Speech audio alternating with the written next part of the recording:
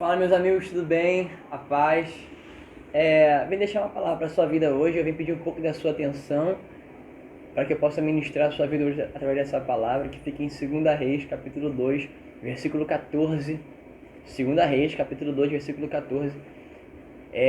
Eliseu ele vai orar ao Senhor depois de ter pego a capa de Elias. Ele vai orar e vai dizer: Onde está o Senhor Deus de Elias? Quando eu li esse texto, eu fiquei muito impactado com essa palavra. Porque hoje existe uma ideia no mundo, existe uma ideia em alguns lugares, né, em muitos lugares na verdade, existe uma ideia, e eu já vivenciei isso, já ouvi essa ideia também, de que quando os pais não estão perto, o filho ele muda de personalidade, muda de caráter, muda de atitude. Se o filho é filho de alguém que é cristão, ou alguém que é pastor, ou alguém que prega, quando o pai não está perto, ele muda totalmente de personalidade, ele vira uma outra pessoa, ele começa a ser chamado como endemoniado, de que ele começa a ser tratado como uma pessoa totalmente diferente. Mas aqui nesse texto de 2 Reis, capítulo 2, versículo 14, essa ideia de que quando os pais não estão perto e os filhos mudam, foi quebrada. Se vocês lerem o texto de 2 Reis, capítulo 2, Elias aqui ele foi tomado por Deus, foi levado aos céus, foi arrebatado. E Eliseu ficou. Eliseu ele era um filho espiritual de Elias. Ele era um filho espiritual de Elias. Elias era pai espiritual de Eliseu. E ali o pai espiritual não estava mais. O pai espiritual ele foi tomado, ele foi levado. Mas Eliseu não mudou sua postura. Eliseu não mudou sua atitude. Eliseu ele permaneceu sendo não só filho espiritual de Elias, ele permaneceu sendo um homem de Deus. Ele permaneceu com a identidade que ele tinha de um profeta. Ele clamou ao Deus do seu pai. Preste atenção nisso aqui.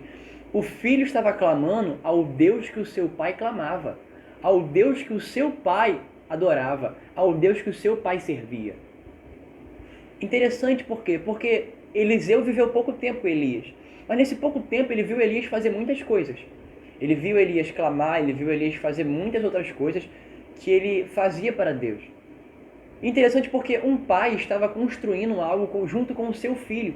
O seu filho estava vendo o seu pai construir. Automaticamente um legado estava sendo gerado no seu filho.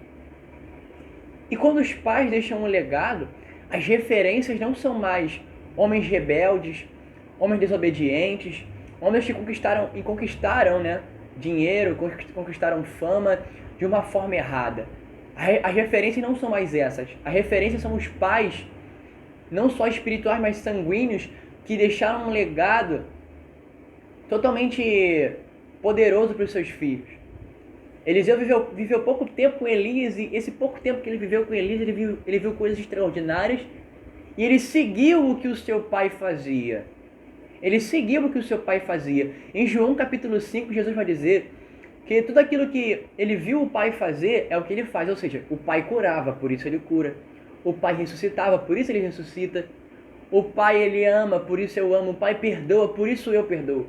Então tudo aquilo que Deus fazia nos céus, Jesus estava vendo o seu pai construir. Jesus estava vendo o seu pai fazer, por isso ele fazia. Então os filhos, eles têm autoridade. Quando os pais deixam uma herança sobre a casa, eles têm autoridade sobre a casa, autoridade sobre aquilo que o pai deixou, sim. Mas quando os pais deixam um legado, quando os pais deixam lembranças nos seus filhos, a autoridade, ela não quer dizer que ela aumenta. A autoridade ela toma uma proporção mais violenta. Por quê? Porque os filhos viram o que o pai fez. E se o pai fez, então eu também posso fazer. Eu também posso fazer. Lá em 2 Reis, Elias, ele tocou as águas do Jordão e o mar se abriu. E ele passou com Eliseu. Quando ele passou, na hora da volta, Elias não estava mais. Elias foi tomado. Então Eliseu ficou depois do Jordão sozinho. Então, mas ele tinha visto que Elias tinha aberto o mar para passar. Que Elias tocou o mar com a sua capa e o mar se abriu. Então o que Eliseu fez? Eliseu pegou a capa que Elias deixou e tocou o mar se abrir. Mas o mar não se abriu. O que ele fez? Ele desistiu? Não, ele clamou: onde está o Deus de Elias? Ei, ele pegou a capa, lembrou que o mar se abriu.